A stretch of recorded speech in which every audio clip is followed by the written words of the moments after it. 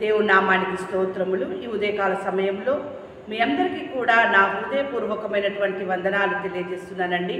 ఈ దినము దేవుడు మీతో మాట్లాడుతున్నటువంటి మాట యాకోబు రాసిన పత్రిక 5వ అధ్యాయము 13వ వచనంలో వాక్యం ఈ రీతిగా ఉంది.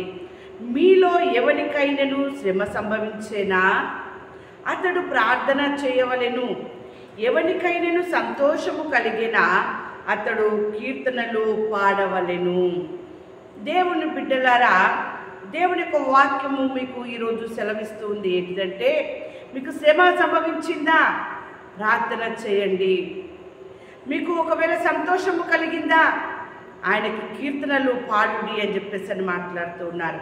దేవుని బిడ్డలారా, మరి మానవులమైనటువంటి మనకు శ్రమ కలిగినప్పుడు మనం ప్రార్థన చేసేవారిగా ఉంటూ ఉన్నామా? మన శ్రమలో ఎవరు సహాయము చేస్తారా అని చెప్పేసి మనుషుల యొద్దకి సహాయం కొరకు మనం వెళ్తూ ఉంటున్నాము. కానీ దేవుడు చెప్పుచున్నటువంటి మాట, ఈరోజు దేవుడు నీతో మాట్లాడుతూ ఉన్నాడు. ఆయన భక్తులతో కొన్ని మాటల్ని మనకు తెలియజేస్తూ ఉన్నాడు. శ్రమ సంభవించేనా ప్రార్థన చేయుడి. చూడండి, కొంతమంది ప్రార్థన చేస్తున్నప్పుడు వారి జీవితంలో కావచ్చు, వారు ఉన్నటువంటి ఆ యొక్క స్థలములో కావచ్చు, ఏమి జరిగిందో మనం చూద్దాము. వారు ప్రార్థన చేయగానే వారు కూడి ఉన్నటువంటి చోటు కంపించెను. అప్పుడు వారందరూ పరిశుద్ధాత్మతో నిండిన వారై దేవుని వాక్యమును ధైర్యముగా వారు బోధించిరి అని వాక్యం సెలవిస్తూ ఉంది.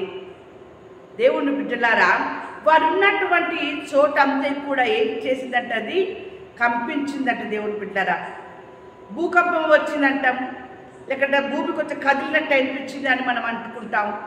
వారు ప్రార్థన చేస్తున్నటువంటి చోటు కంపించిందంట. అప్పుడు వారందరూ కూడా పరిశుద్ధాత్మతో నిండిన వారై, ఇదంతా కూడా ప్రార్థన వలనే జరుగుతూ ఉంది. ఎప్పుడైతే వారు ప్రార్థన చేసినప్పుడు అక్కడ భూమి కంపించిందో, వారు ఎప్పుడైతే మరలా కంపించినటువంటి ఆ యొక్క సమయంలో వారు పరిశుద్ధాత్మ శక్తి ద్వారా ఎప్పుడైతే నింపబడ్డారో వారికి ధైర్యం వచ్చింది. దేవుని యొక్క మాటల్ని వారు ధైర్యంగా బోధింపసాగి ఉన్నారు. దేవుని బిడ్డలారా, అలాగే నీకు శ్రమ సంభవించిందా? నువ్వు ప్రార్థన చేయి. వారు ప్రార్థన చేసినప్పుడు ఎలాంటి అద్భుత కార్యమైతే వారు చూసి ఉన్నారో, నీవు కూడా అద్భుతమైన ఆశ్చర్యమైనటువంటి కార్యాన్ని చూస్తావు. దేవుని బిడ్డలారా, ఈరోజు దేవుడు నీతో చెప్పుచున్నటువంటి మాట అదే, సంతోషముతో ప్రార్థన చేయండి అని. అవును, శ్రమ సంభవించినప్పుడు కూడా మనం దేవుని పైన ఆనుకొని విశ్వాసముతో మనం ప్రార్థన చేసినప్పుడు నీకు దేవుడు ధైర్యాన్ని ఇస్తాడు. నువ్వు శ్రమను ఎదుర్కొనేటటువంటి స్థితిని నీకు కలగజేస్తాడు. దేవుని బిడ్డలారా, అందుకే దేవుని యొక్క వాక్యం సెలవిస్తూ ఉంది కదా, విశ్వాసముతో చేసినటువంటి ప్రార్థన రోగిని ముట్టి స్వస్థపరుస్తుంది అని. అదే విశ్వాసముతో నువ్వు ప్రార్థన చేయి, సంతోషముతో ప్రార్థన చేయి. నా దేవుడు నా జీవితంలో అద్భుత కార్యం జరిగిస్తాడు, చేస్తాడంతే, చేస్తున్నాడు, ప్రారంభించాడు అని సంతోషముతో నువ్వు నీ ప్రార్థనని, నీ శ్రమలలో, నీ ఇబ్బందులలో, నీ ఇరుకులలో, నీ కరువులలో నువ్వు ప్రార్థన చేయడం ప్రారంభించు. దేవుడు నీ జీవితంలో అద్భుతం చేస్తాడు. దేవుని బిడ్డలారా, అంతేకాని శ్రమ వచ్చింది కదా అని నువ్వు కృంగిపోకు, చాతగాని వాడవద్దు అని చెప్పి వాక్యం సెలవిస్తూ ఉంది. అలా ఉండకుండా నువ్వు ప్రార్థన చేసినట్లయితే అద్భుతం చూస్తావు. చూడండి, ఎబ్బేజు ప్రార్థన చేసి ఉన్నాడు.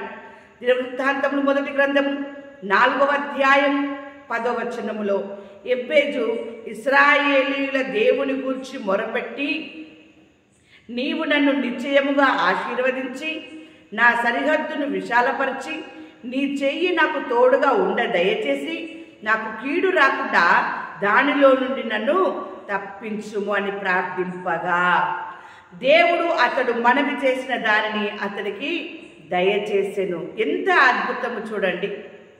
ఎబ్బేజు చేసినటువంటి ప్రార్థన ఆయనను వర్ధిల్ల చేసింది. దేవుని బిడ్డలారా, ఆయన చేసినటువంటి ప్రతి పనిని కూడా వర్ధిల్ల రీతిగా చేసి ఉంది. ఎబ్బేజు ఏమని ప్రార్థన చేసి ఉన్నాడు? దేవుని బిడ్డలారా గమనించండి, నీవు నన్ను నిశ్చయముగా ఆశీర్వదించి నా సరిహద్దులు విశాలపరచమంటూ ఉన్నాడు. నీ చెయ్యి నాకు తోడుగా ఉంచి నాకు కీడు రాకుండా కాపాడమంటూ ఉన్నాడు. ఎంత అద్భుతం దేవుని బిడ్డలారా. ఆ రీతిగా నీకు శ్రమ సంభవించిందా? ఆ కీడు అనేది నాకు రాకుండా నన్ను కాపాడు అని నువ్వు ప్రార్థన చేయి. ఎబ్బేజు ప్రార్థన దేవుడు ఆలకించి ఉన్నాడు. ఎంతోమంది ప్రార్థనలు దేవుడు ఆలకించి ఉన్నాడు. ఈరోజు నీ ప్రార్థన కూడా దేవుడు ఆలకించి నువ్వు మొరపెట్టినది ఏదైతే ఉందో ఆయన నీకు అది అనుగ్రహింపజేస్తాడు. దేవుని బిడ్డలారా, అందుకే సంతోషంతో మొరపెట్టు, సంతోషంతో ప్రార్థన చేయి. దేవుని బిడ్డలారా, నీ జీవితంలో దేవుడు గొప్ప కార్యం చేయబోతూ ఉన్నాడు. చూడండి, వాక్యం సెలవిస్తాం. యోబు గ్రంథం 22వ అధ్యాయము 27వ వచనములో, నీవు ఆయనకు ప్రార్థన చేయగా ఆయన నీ మనవి ఆలకించును.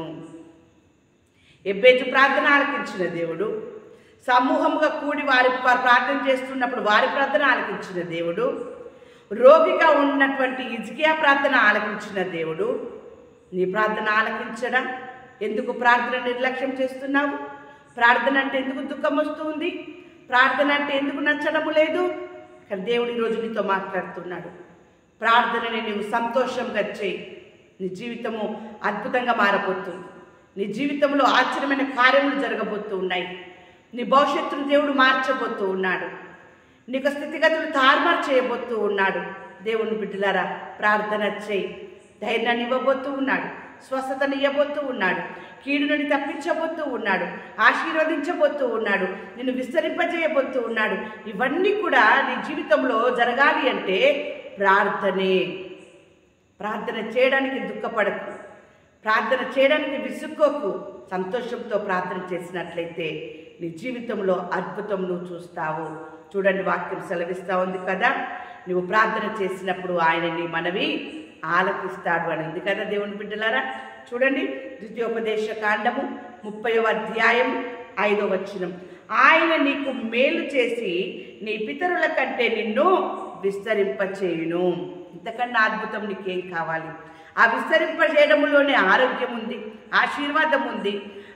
అన్ని విధాలుగా దేవుడు నీకు ఆయన తృప్తినిస్తూ ఉన్నాడు, విజయమునిస్తూ ఉన్నాడు. దేవుని బిడ్డలారా, ఇటువంటి గొప్ప ఆశీర్వాదము నీకు నీ కుటుంబానికి జరగాలి కావాలి అంటే నీవు నీ కుటుంబము, దేవుని బిడ్డలారా, కొర్నేలి కుటుంబము వలె మీరు ప్రార్థన చేయండి. యెహోషువ కుటుంబం వలె ప్రార్థన చేయండి. నోవాహు కుటుంబం వలె ఐక్యతగా ఉండి మీరు ప్రార్థన చేసినప్పుడు, సంతోషంతో ప్రార్థన చేసినప్పుడు దేవుడు మీకు కలుగజేయాలనుకున్నటువంటి దీవెనలన్నీ కూడా, మీరు మొరపెట్టినటువంటి ప్రతి మొరను కూడా ఆయన ఆలకించి మీకు మీ కుటుంబానికి సమాధానమును ఆశీర్వాదమును అనుగ్రహింపజేయునుగాక. ఆమేన్.